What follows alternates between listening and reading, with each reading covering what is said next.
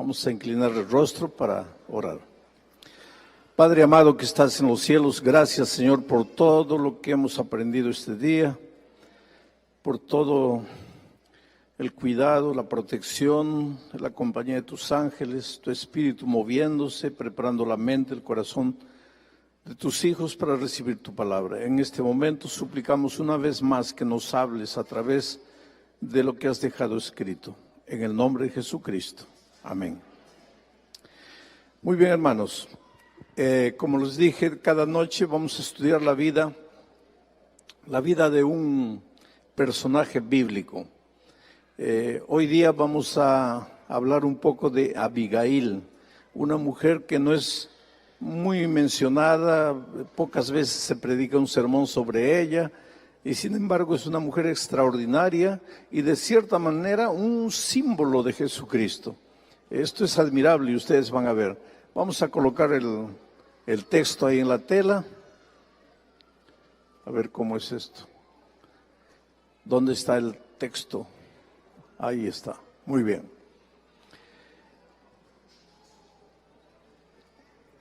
La historia toda está en el capítulo 25 del primer libro de Samuel, pero naturalmente no tenemos tiempo para leer. Podríamos ir analizando versículo por versículo para sacar las lecciones apropiadas para nuestra vida. No tenemos tiempo, el capítulo es largo. He seleccionado algunos versículos para extraer lecciones que pueden ser aplicadas a nuestra vida. Dios nos habla a través de su palabra, pero tienes que estar atento a su voz. Cuando se estudia la Biblia, es como cuando se come. Dicen los médicos, yo no soy médico, no quiero entrar en ese terreno, pero dicen los médicos que para tener una digestión saludable, correcta, hay que masticar cada bocado de comida por lo menos unas 34 veces. No sé si es verdad o no. Ahora yo no sé cuántos de ustedes colocan un bocado de comida en la boca y comienzan a contar las 34 masticadas, ¿no? 1, 2, 3, ahí pasan, hay otro bocado. Yo por lo menos no lo hago. Pero una vez un médico me estaba diciendo, pastor, ¿sabe por qué Dios nos dio saliva? No es para escupir al hermano. Dios nos dio saliva porque cuando colocamos el alimento en la boca y masticamos, la saliva se mezcla con la comida.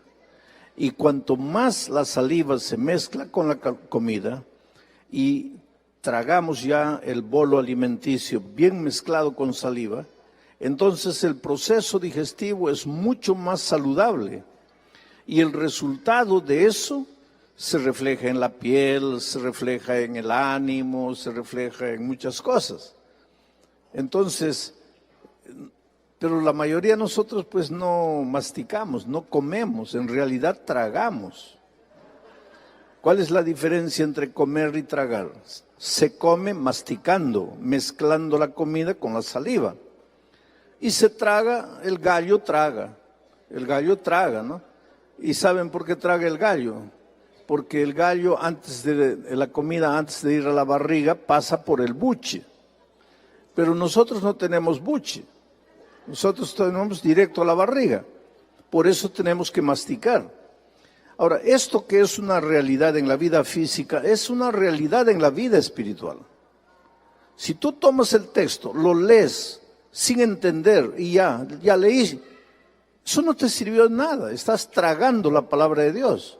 La palabra de Dios no es para ser tragada, es para ser comida, es para ser masticada. Entonces, en cada texto de la Biblia tú tienes que leer, detenerte. Por ejemplo, lee todo el capítulo 25 de primero de Samuel y ve la historia de Abigail y trata de aplicar. ¿Qué lecciones puedo aprender de la vida de Abigail? ¿Qué lecciones puedo aprender de la vida de Nabal, que era el esposo de Abigail? ¿Qué cosas buenas hay aquí? ¿Qué cosas malas hay aquí? ¿Qué cosa de esto se parece con mi vida? ¿Qué errores yo puedo evitar? ¿Qué cosas buenas yo puedo practicar? Es así que se estudia la palabra de Dios. No es solo levantar, leer un versículo de la Biblia por costumbre y salir corriendo. Eso no te ayuda de nada. La palabra de Dios es para alimentarte, pero para eso tienes que pasar mucho, mucho tiempo con la palabra de Dios. Todos los días yo tengo dos tipos de estudio. Mi estudio profesional de la Biblia es una cosa. Ahí yo preparo sermones, yo escribo materiales, artículos, en fin. Pero existe mi periodo de estudio personal de la Biblia. Allí yo abro la palabra de Dios, no para preparar sermón. Ahí abro la palabra de Dios para alimentarme a mí mismo como ser humano. Porque antes de ser pastor, yo soy un ser humano. Yo soy un miembro de iglesia. Yo soy un discípulo de Cristo, como ustedes. Y yo necesito orar para mí. Yo necesito estudiar la palabra de Dios para mí. Ahora, claro que en mi estudio personal de la palabra de Dios me vienen algunas ideas. Digo, de aquí puede salir un buen sermón. Entonces yo anoto eso y voy a trabajar profesionalmente ya en mi periodo de estudio profesional. Pero ese periodo de estudio personal es que nos hace crecer espiritualmente.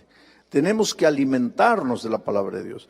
Algunos jóvenes pastores, jóvenes estudiantes de teología me dicen, pastor, ¿cómo usted puede tomar un texto y de un texto le saca tantas ideas?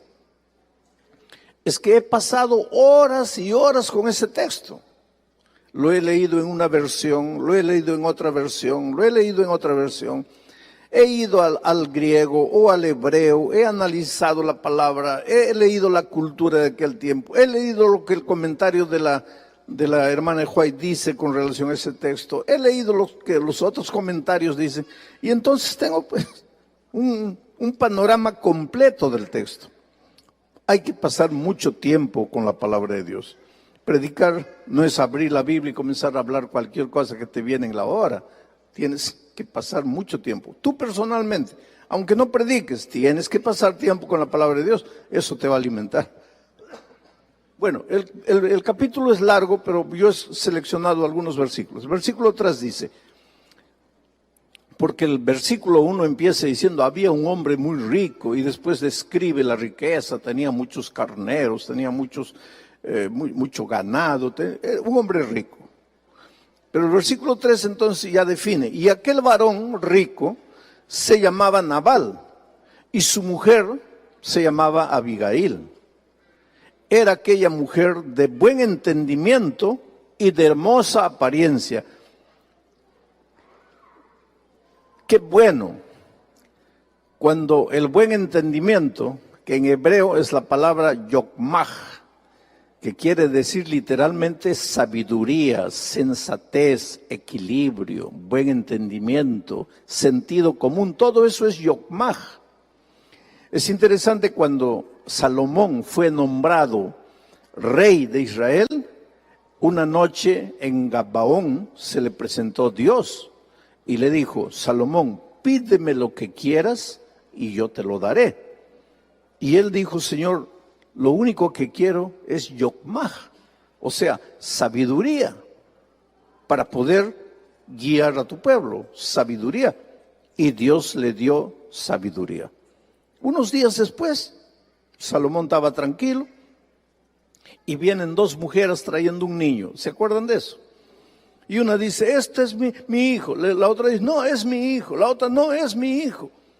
Y entonces, como todo buen líder, Salomón le dice, a ver, dame tus argumentos. ¿Por qué dices que es tu hijo? Y la mujer dice, por esto, por esto, por esto. Aparentemente tenía razón. Pero nunca tomes la decisión escuchando solo a una persona. Entonces Salomón dijo, ahora yo quiero tus argumentos. Y la otra dice, este es mi hijo por esto, por esto, por esto. Aparentemente tenía razón. ¿Alguna vez en la vida te has encontrado en una situación así? Le escuchas a uno, parece que tiene razón. Le escuchas al otro, parece que tiene razón. ¿Y ahí qué vas a hacer? ¿Qué vas a hacer? Pero Salomón le había pedido a Dios, ¿qué cosa? Yokmah, sabiduría. ¿Y qué dice Santiago? Si alguien tiene falta de sabiduría, pídala a Dios y Dios se la va a dar. ¿Y qué es la sabiduría? El sentido común, el equilibrio. Y entonces Salomón, que había pedido sabiduría a Dios y Dios le dio sabiduría. Porque hay cosas que tú a veces no sabes de dónde te viene y viene de Dios. Si vives una vida de comunión con Dios, viene de Dios. Salomón dice, traigan un machete. Y las mujeres se asustan. Y Salomón llama al siervo y le dice, partan el niño por la mitad, porque ya que tú dices que es tuyo y me convences de que es tuyo, y tú también dices que es tuyo y me convences de que es tuyo, entonces pues mitad para cada uno. Traigan el machete. Y cuando el siervo ya estaba para partir al niño, la verdadera madre dijo, no, por favor. Si es para matar a mi hijo, mejor que se lo lleve, pero quiero a mi hijo vivo. Que se lo lleve ella. Y entonces Salomón dijo, esta es la verdadera madre. ¿De dónde le salió a Salomón eso? La sabiduría que viene de Dios. A veces tú en la vida dices, ay, pastor, no sé qué decisión tomar. Pídele a Dios sabiduría. Ahora, ¿sabes qué? Pena que no hay muchas chicas solteras bonitas aquí, ¿no es cierto? Pero deberían escuchar este mensaje. Abigail era de hermosa apariencia, pero de sabiduría. Tú sabes que las chicas bonitas, por ser bonitas, no se preocupan mucho en buscar sabiduría.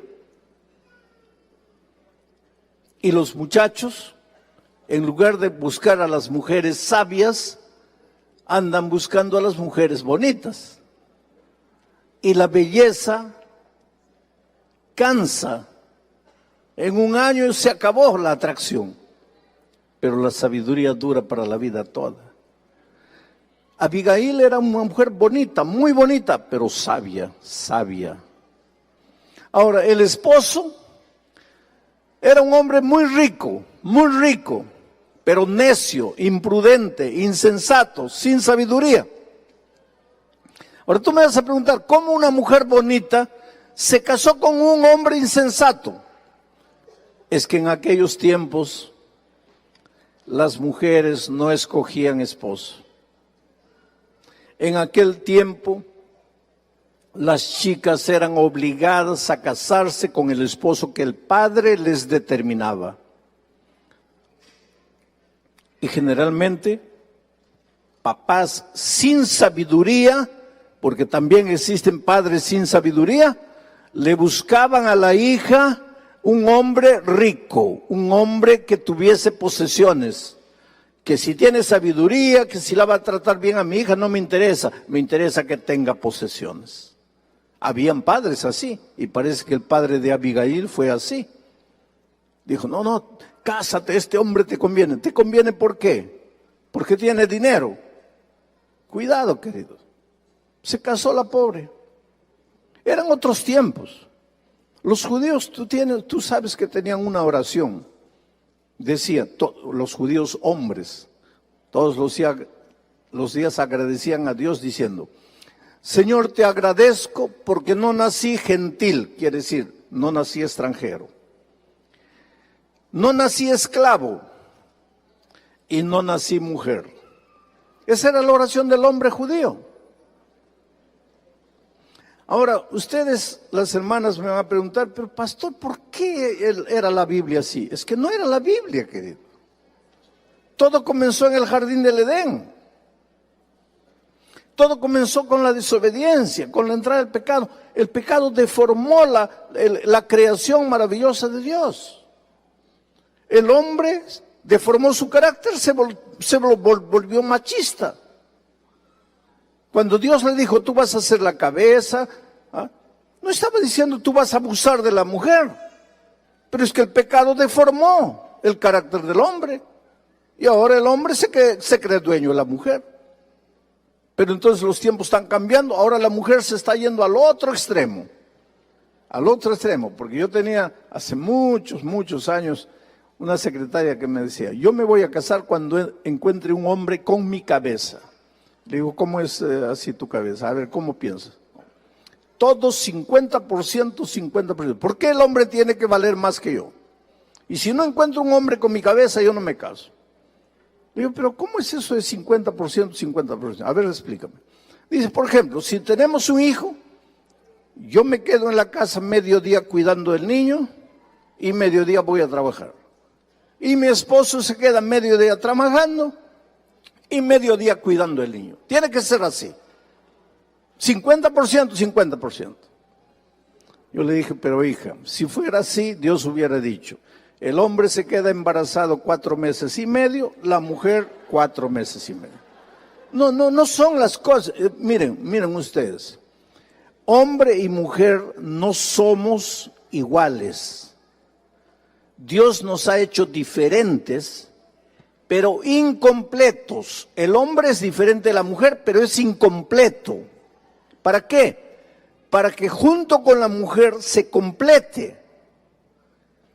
Yo no les voy a dar una clase esta noche de la teología del ser humano, pero teológicamente el hombre solo no es completo, la mujer sola no es completa.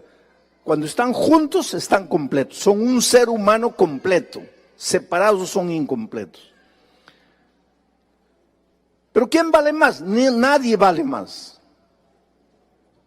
Los dos son iguales. Pero el pecado entró y deformó todo. Y en los tiempos de Abigail, la pobrecita ya no podía escoger esposo, los papás le escogían.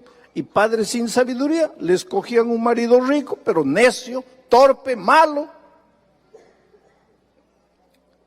Pero Abigail es la mujer que nunca se conformó con una situación de desorden. Querida, la vida te puede maltratar, las circunstancias pueden ser difíciles, pero nunca te contentes con aceptar lo que no está correcto. Y te voy a ir hablando de eso un poco más adelante. Bueno, aquel varón se llamaba Nabal, su mujer Abigail. Era aquella mujer de buen entendimiento, de yokmaj, de sabiduría y de hermosa apariencia. Pero el hombre era duro y de malas obras. Y era del linaje de Caleb. Interesante. Ayer predicamos de Caleb. ¿Fue un grande hombre o no? Pero tú no sabes lo que tu nieto va a ser. Ese es el asunto. En la genealogía de Cristo en Mateo capítulo 1, tú ves que a veces de un hombre bueno sale un hijo malo, de un hijo malo sale un hijo bueno. Nosotros nunca sabemos. Por eso ayer alguien me hizo, o esta mañana alguien me hizo una pregunta, ¿qué hacemos si los hijos crecen y ya quieren hacer lo que quieren? Querido, tú cumple con lo que Dios te ha dicho, instruye al niño en el camino en que debe andar. Cuando fuere viejo, él va a tomar sus decisiones. Pero tienes que tener en cuenta una cosa. Aunque parezcas que se ha olvidado de la palabra de Dios, no, la palabra de Dios está en ese corazón. Puedes parecer que ya murió, no murió, la palabra de Dios nunca muere, está ahí. Y en un momento de desesperación, tú vas a ver cómo Él va a volver los ojos a Dios. Por eso, cuando los hijos crecen, solo te resta hacer 2 cosas. Primero, orar. Y segundo, llorar. No te queda más otra. Y confía en Dios, que has plantado la semilla en el corazón de tus hijos cuando eran chicos. Y ahora deja que el Espíritu Santo. El otro día encontraron una momia en Egipto. Siempre viven encontrando de vez en cuando momias ahí enterradas. Encontraron una momia y junto a la momia una vasija con granos de trigo. ¿Cuántos años tendría esa momia? Miles. Pero lo interesante es que tomaron un granito de trigo, plantaron y el grano germinó. No digo que tu hijo es una momia, pero en su corazoncito el grano de trigo de la palabra de Dios está plantado. Y aunque pasen años y tal vez tú mueras sin ver a tu hijo de regreso, pero no te desesperes, porque en la mañana de la resurrección lo vas a ver ahí. Y seguro que te vas a sorprender y vas a decir, pero hijo, tú no querías saber nada. Sí, no quería, papá. Pero la palabra de Dios que tú plantaste en mi corazón, después de tu muerte, produjo frutos. Así es la vida. No te desesperes. Bueno, ahora, ¿qué sucede? Voy a contarles un poco la historia para saltar al siguiente versículo. Este hombre Nabal tenía muchas ovejas y en esos tiempos hacían una fiesta el día que trasquilaban a la oveja, porque la oveja tenía 3 propósitos para el pueblo de Israel. Primero, les daba lana. Segundo, les daba carne. Y tercero, les daba leche. Eso sin contar con el aspecto espiritual, porque la oveja era criada también para el sacrificio en el ceremonial de Israel. Pero yo estoy dejando al lado el aspecto espiritual. Básicamente les daba lana, les daba carne y les daba leche. Una vez por año trasquilaban a las ovejas, les sacaban la lana. Y ese día hacían fiesta, mataban corderos, preparaban pan, era una fiesta, había comida hasta sobrar. David estaba huyendo en esos tiempos del rey Saúl y pasaba por ahí cerca como a unos 15 kilómetros tal vez de donde estaba Nabal haciendo la fiesta de la trasquilada de las ovejas. Y David estaba con hambre, sus soldados estaban con hambre, él estaba escapándose del rey Saúl que quería matarlo. Entonces David se enteró que Nabal estaba haciendo fiesta. Tiempos atrás, pastores de Nabal, por una circunstancia, pasaron por un momento difícil y David les ayudó. Les dio comida, les dio pan, les dio agua, los protegió. Años después, 2 años después, David estaba escapando del rey Saúl, estaban con hambre, no tenían que comer y se enteraron que Nabal a 15 kilómetros estaba haciendo fiesta y había mucho pan. Entonces David escogió 10 jóvenes y les dijo, por favor vayan a Nabal y díganle, somos gente de David, el hombre que le dio ayuda a tus pastores, que los protegió, que los defendió. Pídanles algo de comer. Y entonces pues los muchachos fueron, 10 jóvenes, fueron a Nabal y le dijeron como el rey le había dicho, mira, en el pasado David ayudó a tus pastores, los protegió, los defendió, ahora nosotros estamos escapando del rey y por favor ayúdanos, danos un poco de pan. Y este tonto pues era, como dice, era hombre duro, de malas obras, hombre tonto, imprudente, sin sabiduría, hombre duro, sin corazón, había recibido favores, no quería devolver los favores. Hace una pregunta, ¿y quién es David para que yo le sirva? ¿Quién es David para que yo lo ayude? Los pobres muchachos volvieron y le dijeron a David, oye, no quiere ayudarnos. La ira de David se encendió, porque David era el ungido de Dios, iba a ser el rey de Israel. Todavía el incidente de Betsabé no había sucedido, eso sería un accidente más adelante. Mañana vamos a hablar de eso. Pero David era un hombre de Dios, había sido escogido para ser el rey de Israel, y se encendió su ira. Ahí viene la pregunta. Hombre de Dios se le enciende la ira. Pues es que el hombre de Dios todavía está peregrinando por este mundo. Y por eso a veces se nos enciende la ira. Y entonces cuando se le encendió la ira, dio una orden. Agarre cada uno la espada, vamos a ir y vamos a matar a esos ingratos. El hombre de Dios no procede de esa manera. Y ahora quiero que entiendas. Hasta un anciano de iglesia, hombre de Dios, a veces pierde los papeles. Pero el hecho de que sea ser humano y pierda los papeles no quiere decir que tiene que seguir perdiendo los papeles. Encuentra tus papeles, querido. No puede ser justificación que ¿Perdiste los papeles? Sí, pero en cada junta estás perdiendo los papeles. Espera un poco. El hombre de Dios tiene que ir creciendo. Ese es nuestro tema del seminario de la mañana. Tienes que ir creciendo cada día más semejante a Jesús. Cada día dejas de ser hijo del trueno para convertirte en el discípulo del amor. Tienes que ir creciendo. David fue creciendo, pero todavía no había ocupado el reino. Saúl todavía estaba vivo. Era un ungido de Dios, pero joven. Torito joven, rebelde. Tenía que aprender a ser manso y humilde de corazón. Aunque ungido de Dios, toro rebelde, se le encendió la ira. ¡Vamos a matar! Y ya venían a matar a Nabal, a toda su gente, por ingratos. Pero ahora viene este versículo maravilloso. Cuando David estaba viniendo con sus guerreros para matar, un siervo de Nabal corrió donde Abigail, la esposa, y le dijo: tu esposo acaba de hacer una tontería. ¿Qué tontería? David vino, mandó sus 10 jóvenes para pedir ayuda y tu esposo no los ayudó. Y ahora David viene armado hasta los dientes y va a acabar con todos aquí. Entonces, la mujer prudente, sabia, sensata, pasó toda la noche guisando corderos y preparando panes de higos.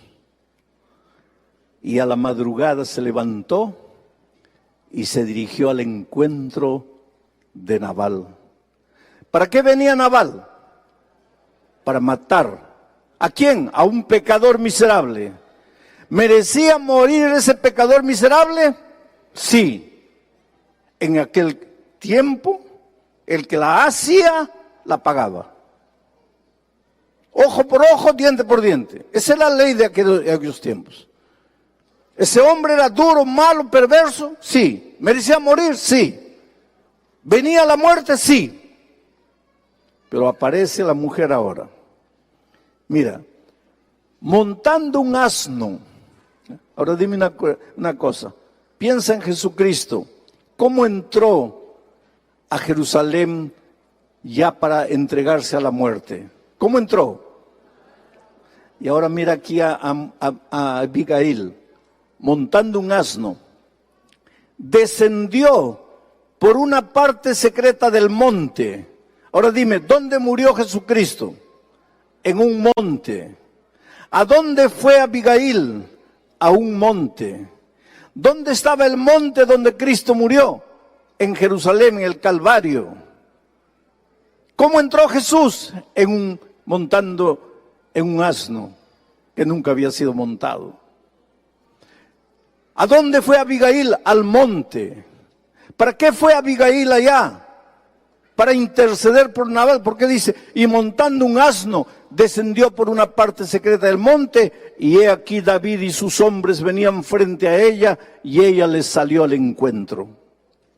Oh, querido, quienes deberíamos haber muerto en el Calvario éramos nosotros. Ustedes están asistiendo al seminario de la mañana. Después de la entrada del pecado a este mundo, nuestro carácter quedó, ¿qué cosa? Deformado, depravado, somos malos, somos necios, de corazón duro, hemos pecado, hemos desobedecido a Dios. ¿Merecemos morir o no? El salario del pecado es la muerte. La paga del pecado es la muerte. ¿Cuántos pecamos? Todos pecamos y estamos destituidos de la gloria de Dios.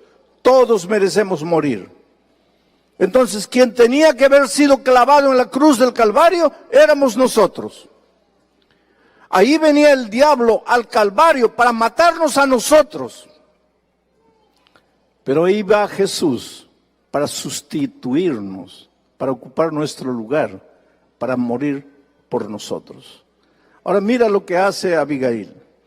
Ella llega allá al monte, montada en un asno, se encuentra con David. Y cuando Abigail vio a David, se bajó prontamente del asno y postrándose sobre su rostro delante de David, se inclinó a tierra. Y se echó a sus pies y dijo: Señor mío, sobre mí sea el pecado, mas te ruego que permitas que tu sierva hable a tus oídos y escucha las palabras de tu sierva. Es admirable, creo, porque nosotros predicamos muchos sermones de Moisés cuando Dios dijo: voy a matar a todo el pueblo. ¿Y qué dijo Moisés? Señor, rasga o saca mi nombre del libro de la vida, pero perdona al pueblo. Y ahí Moisés se levanta como un símbolo de Jesucristo. Ahora esta mujer, y yo creo que nunca la has presentado como un símbolo de Jesucristo, pero aquí esta mujer se presenta: nosotros merecemos morir. Ahora ella se presenta: Señor mío, mátame a mí, yo he pecado. ¿Qué había pecado? Mira, Señor mío, sobre mí sea el pecado. ¿El pecado de ella? ¿Qué había hecho ella para merecer morir? ¿Quién había pecado? El bruto de Naamán, de Nabal. Ese tenía que morir. Pero ella dice: sobre mí sea el pecado. ¿El pecado de quién? ¿Qué es lo que hizo Jesús en el Calvario? Sobre mí sea el pecado. ¿El pecado de quién? De nosotros. Hombres de corazón duro, perversos, depravados, en las palabras de Elena White. ¿Cómo encajan las cosas de manera maravillosa, querido? Ahora mira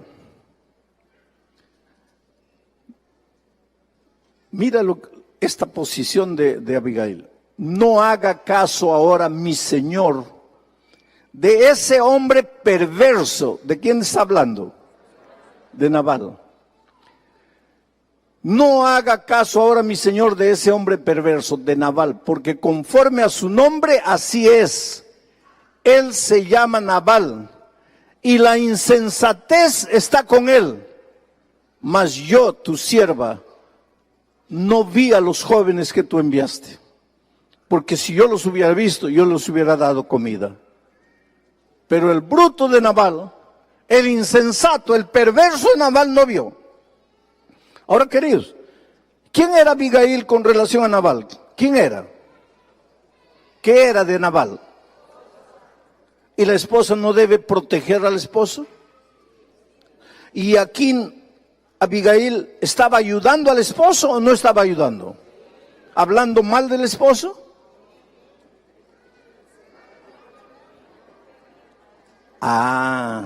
Ella no estaba hablando mal del esposo. Ella estaba diciendo la realidad del esposo. Ahora aquí hay una lección que quiero que entiendan.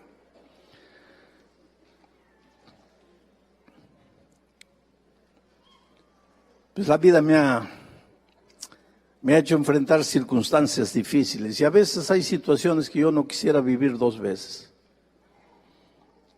Esta mañana les conté una situación, ahora les voy a contar otra situación. Una vez una señora trajo al esposo a hablar conmigo.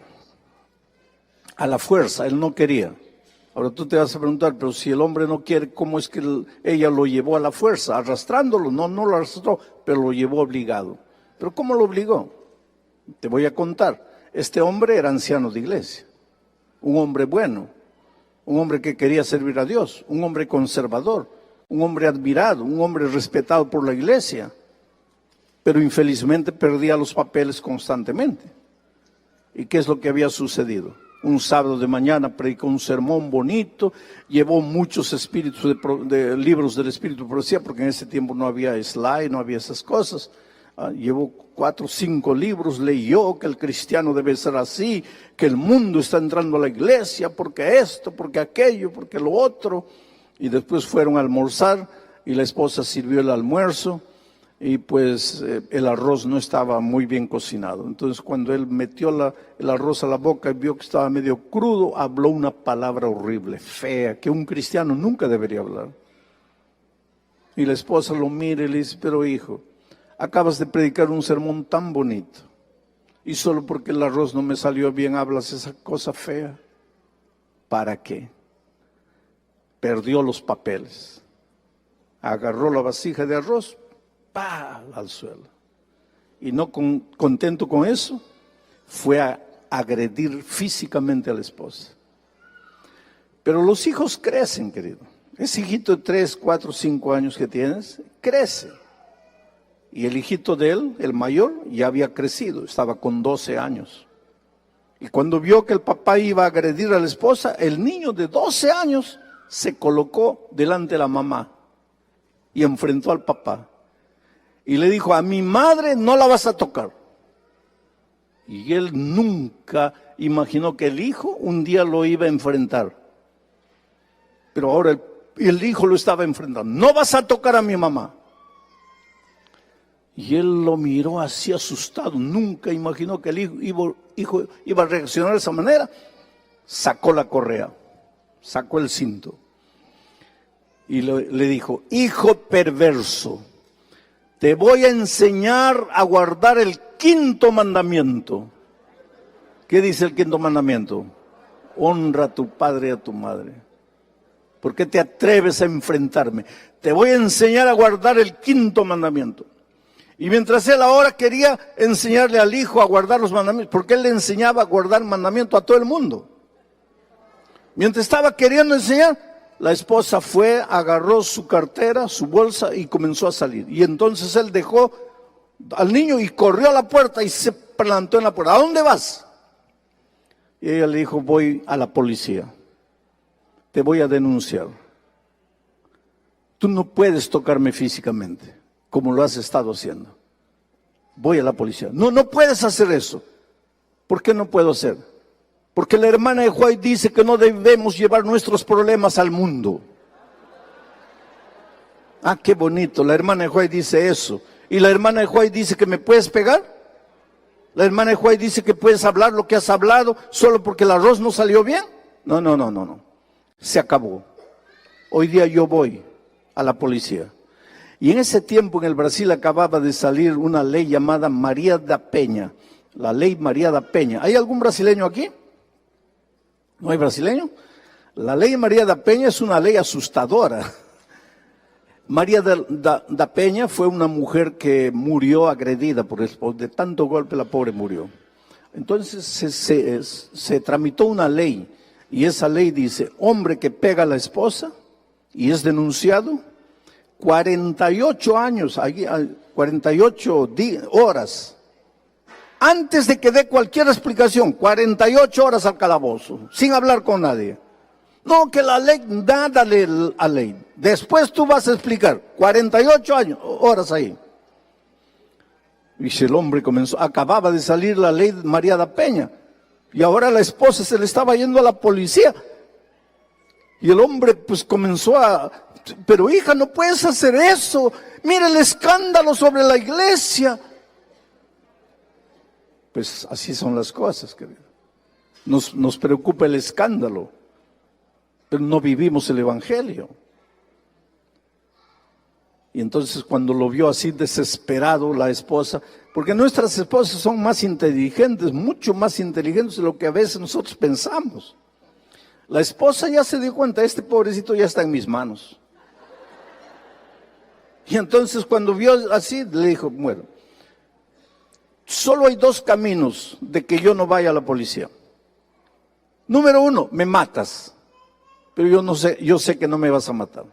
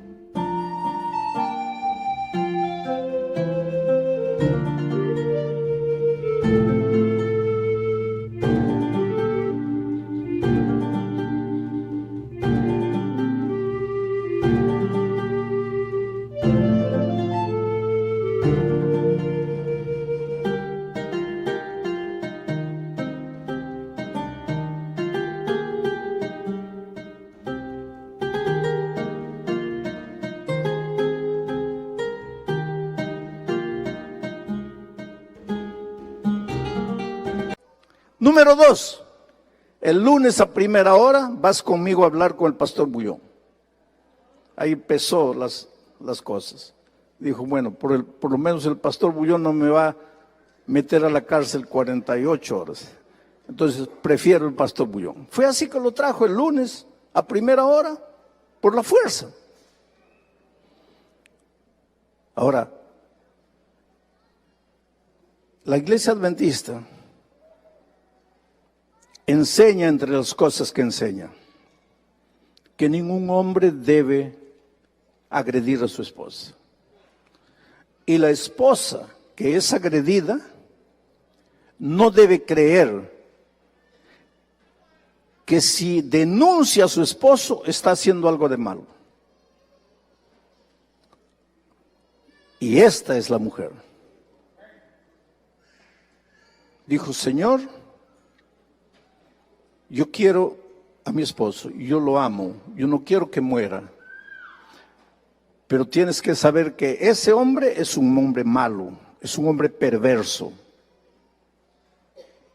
Y no estaba haciendo nada contra su esposo, al contrario, lo estaba protegiendo. El Evangelio, querido, llega para libertarte, no solo del pecado. El Evangelio te liberta de la ignorancia, de la mediocridad, de la esclavitud social, financiera. El Evangelio te da alas para volar,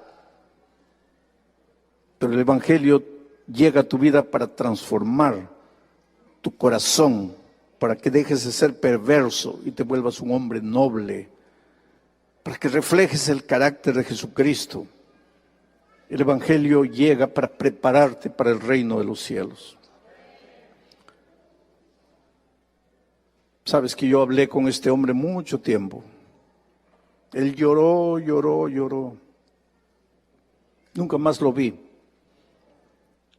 Un año yo estaba en Buenos Aires en un campamento para todos los jóvenes de América del Sur. 15,000 jóvenes en el Parque Sarmiento en Buenos Aires. Y de repente me encuentro con él. Él se acerca, me dice, pastor, ¿se acuerda de mí? Le digo, medio que me acuerdo. Sí, yo estuve aquí en su oficina hablando con usted, ¿se acuerda? Ah, sí, me acordé. Le digo, ¿qué haces aquí? Tú no eres joven, porque este es congreso de jóvenes. Él me dice, sí, pastor, pero los jóvenes de mi iglesia me escogieron el anciano consejero de ellos. Y yo estoy aquí porque ellos me han traído. Los jóvenes tenían miedo de ese hombre. Pero ahora los jóvenes lo escogieron como su consejero. Porque ese hombre había sido transformado por el poder de Dios. Pena que Nabal no fue transformado. Porque Nabal murió pocos días después de este incidente. Él se quedó tan triste, dice el texto bíblico, que se enfermó. Cuando se dio cuenta que podría haber muerto a manos de David por la insensatez de su corazón, se enfermó y en pocos días murió. Cuando el rey David se entera que Abigail se quedó viuda, mandó mensajeros a Abigail. Y le dice, yo quiero que seas mi esposa. Y ahora mírenlo cómo responde Abigail. Y ella se levantó e inclinó su rostro a tierra diciendo, he aquí tu sierva, que será una sierva para lavar los pies de los siervos de mi Señor. Mira, tu sierva, no para lavar tus pies, tu sierva para lavar los pies ¿de quién? De los siervos de mi Señor. Esta era una mujer transformada por Dios, ¿sabes? Tú sabes lo que quiere decir diácono. El diáconos es el servidor, el que sirve. Todos nosotros somos diáconos, en el sentido de que somos seguidores de Cristo para servir. El cristiano sirve, el cristiano siempre está dispuesto a servir. El verdadero líder sirve. Hay un concepto equivocado de liderazgo. Líder no es el que manda, no es el que da órdenes.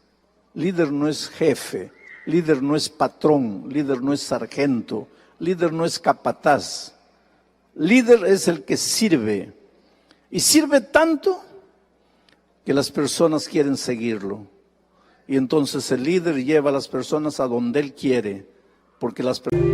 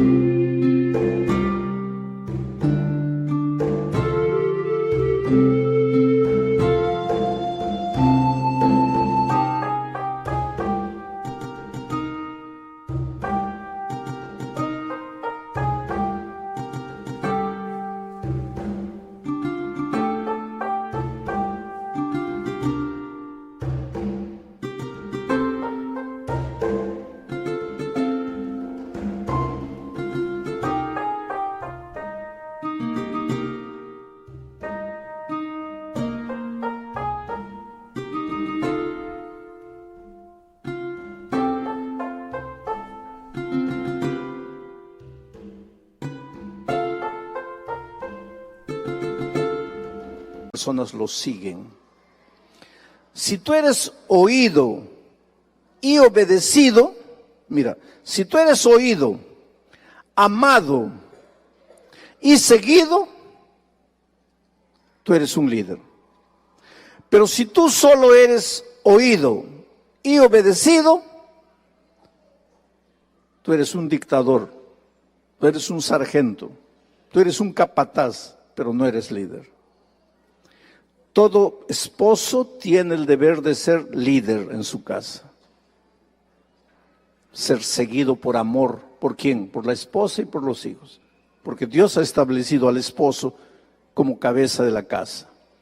No es que es superior a la esposa y a los hijos, pero alguien tiene que dirigir todo grupo humano.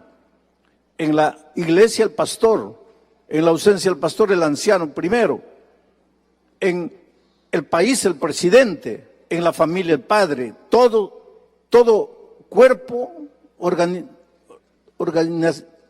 organizacional tiene alguien que tiene que dirigir.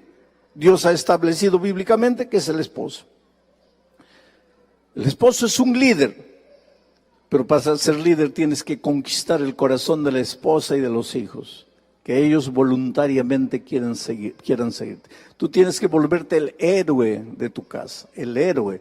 La esposa y los hijos tienen que admirarte, tienen que creer que tú eres lo más fabuloso que existe en el mundo. Cuando has llegado a conquistar a tu familia de esa manera, eres el líder que Dios quiere que seas en tu casa. Cuando en la iglesia eres el anciano que todos aman, que todos admiran, que todos quisieran ser igual a él, ahí eres el líder de la iglesia. Entonces tú no te limites a ser un anciano que da órdenes, que manda, no. Sé un anciano que inspira, un anciano que las personas quieren seguirlo, quieren ir a donde él va. ¿Y por qué todo eso? Porque tenemos un líder así, que es Cristo, que siendo el Hijo de Dios, habiendo bajado a esta tierra, agarró la toalla y el lavatorio de agua para lavarle los pies a los hombres pecadores. Por eso es que yo digo que esta mujer es un símbolo de Cristo. Porque cuando dice, yo voy a lavar no solo tus pies, voy a lavar los pies de tus siervos. Esa es la mujer. Ese es el espíritu de Cristo. Ese es el espíritu que debe tener todo cristiano. Servir y no ser servido. Ahora, esto, querido, es fácil de predicar, pero no es fácil de vivir.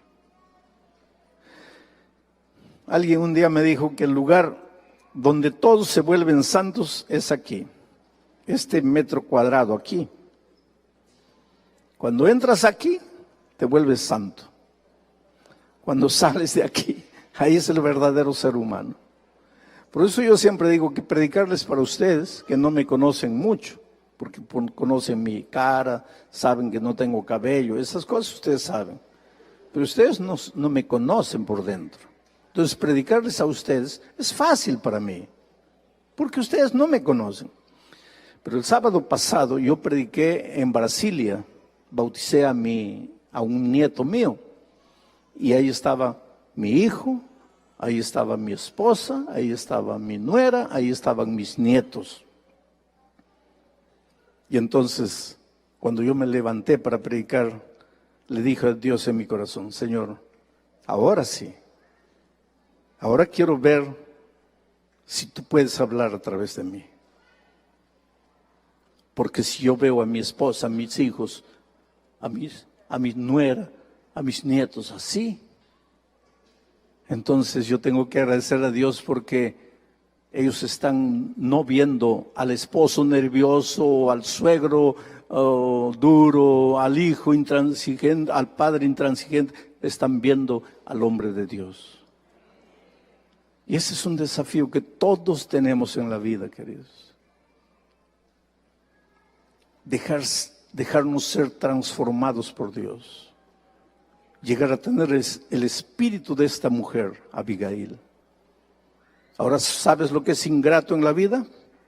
Después de este capítulo 25, que es el único capítulo donde Abigail aparece y después desaparece. Nunca más la vas a encontrar en la Biblia, Abigail. Se casó con David. Nunca más se menciona su nombre para nada. ¿Qué fue de la vida de ella? No importa. No importa. Pero cuando lleguemos al cielo, por lo menos yo quiero conocer a Abigail. Y le voy a decir a Abigail: leí tu historia en el capítulo 25 de primero de Samuel y me inspiró. Me sentí tan inspirado que prediqué un sermón en el campestre Soquel y te mostré como un símbolo de Cristo.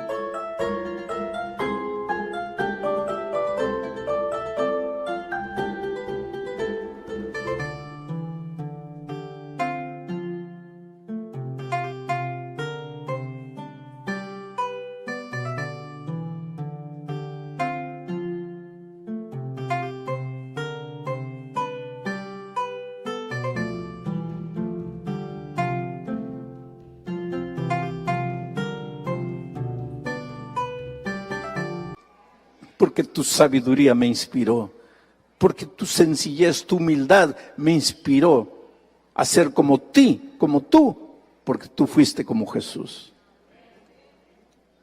¿Cuántos quisieran decirle esta noche: Señor, hazme humilde, hazme sabio, hazme simple? Gracias, Padre querido, por tu palabra. Gracias por esta noche. Gracias por tu cuidado a lo largo del día, todo lo que hemos aprendido. Oh Señor, que todo sea semilla plantada en el corazón y que tu Espíritu haga germinar esa semilla. Danos ahora una noche de descanso en tus brazos de amor, seguros de que mañana será otro día de bendición. En el nombre de Jesucristo. Amén.